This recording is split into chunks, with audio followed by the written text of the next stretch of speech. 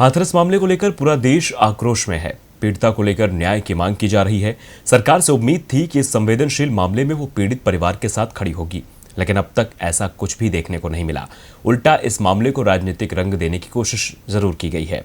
मामले में विदेशी एंगल खोज लिया गया है और अब ईडी ने भी इस मामले को लेकर बड़े खुलासे का दावा किया है। यूपी सरकार की ये नीति रही है कि जिस मामले में वो घिरती नजर आती है उस मामले में वो अपने विरोधियों को ही घेर लेती है, यानी कानून का शिकंजा उन पर कस दिया जाता है।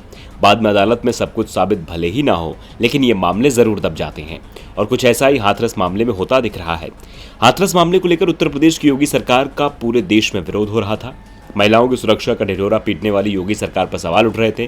साथ ही जिस तरह से पीड़ित परिवार के साथ यूपी पुलिस और प्रशासनिक अधिकारियों के बर्ताव की खबरें सामने आ रही थी, उससे सरकार पर तमाम सवाल खड़े हो गए थे। पीड़िता के घर को पुलिस छावनी में तब्दील कर दिया गया, मृतका का शव रातों रात जला दिया गया और इसके लिए परिवार के लोगों की इजाजत लेना भी जरूरी नहीं समझा गया।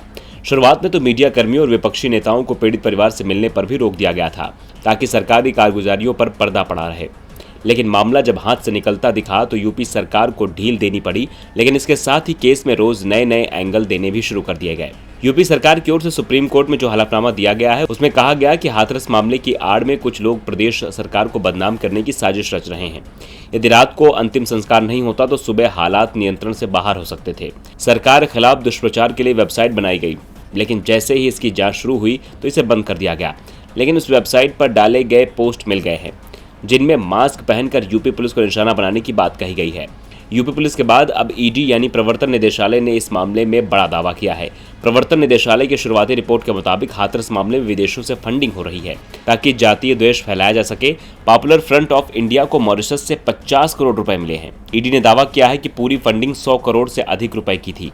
पूरे मामले की तफ्तीश की जा रही है, जिसके बाद से योगी सरकार की ओर से दावा किया जा रहा है कि विरोध की आड़ में शांति भंग करने की कोशिश की जा रही है। डीबी लाइव की रिपोर्ट।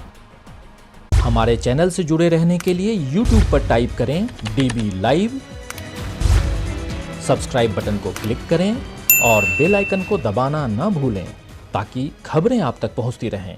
देखते रहिए डीबी लाइव, क्योंकि यहाँ हैं खबरें लगातार।